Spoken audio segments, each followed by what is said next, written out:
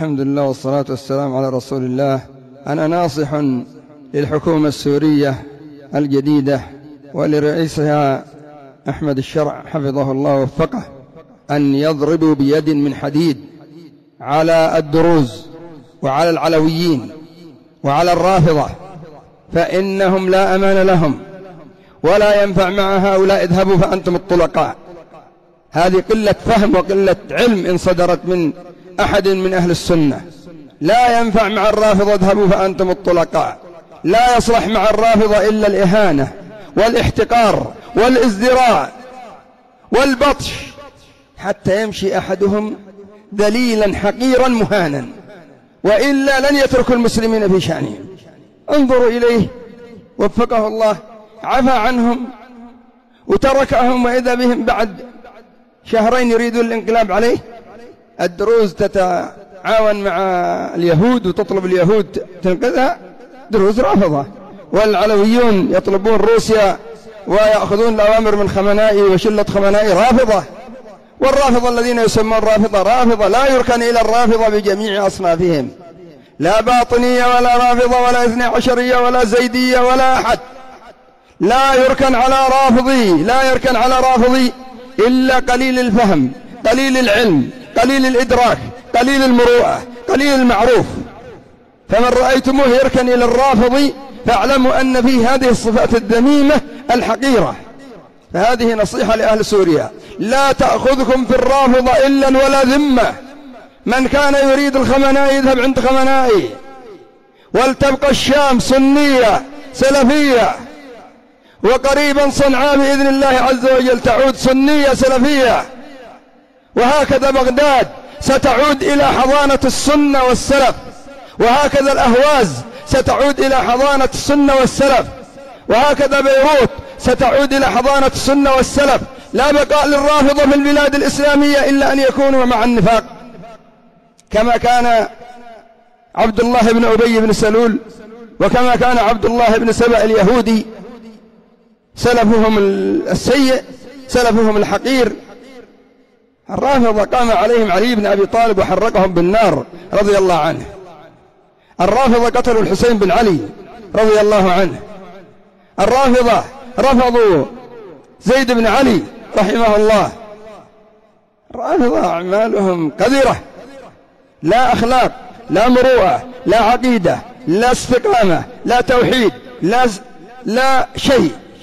أسوأ من اليهود، أسوأ من اليهود، ووالله وبالله وطالله أنهم أسوأ من اليهود في كثير من الأمور، أسوأ من النصارى في كثير من الأمور.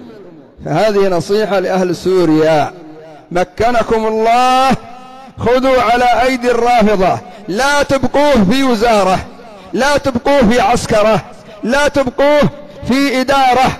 الرافضي يعيش حقير. إن استطعتم أن تجعلوهم في مزابل الحمير اجعلوهم في مزابل الحمير، هكذا شأنهم. أما تعفو عنهم ويبكر يشتي ينقلب عليك.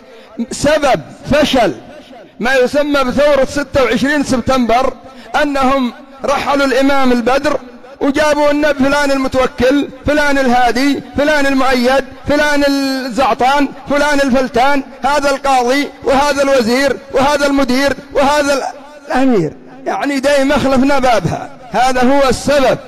وما زالوا يتمكنون يتمكنون يتمكنون حتى أسقطوا الدولة، وآخر الأمر أسقطوا عفاش. ما للرافضة أمن ولا أمان أبدا، إلا إذا كنت ممن يأمن الحيات ويأمن العقارب، وإلا لا أمن لهم ولا أمان. والمعروف إليهم إساءة، والإحسان إليهم إساءة.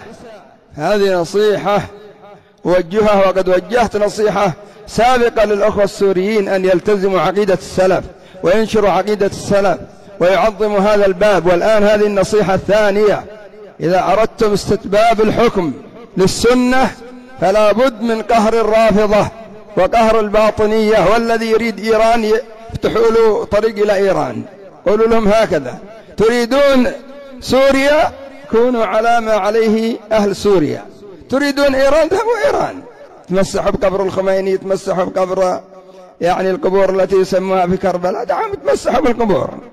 هؤلاء لا يصلحون أصلا إلا للبكاء والعويل. طول السنة وهم يبكون ويعولون: موت الحسين، موت علي، موت فاطمة، موت زيد، موت زعطان، موت فلتان. مساكين الناس أول رمضان يصلوا تراويح، أول رمضان يشعروا برائحة الأمن والأمان، والآن يشتري الرافضة يعيدوا من جديد.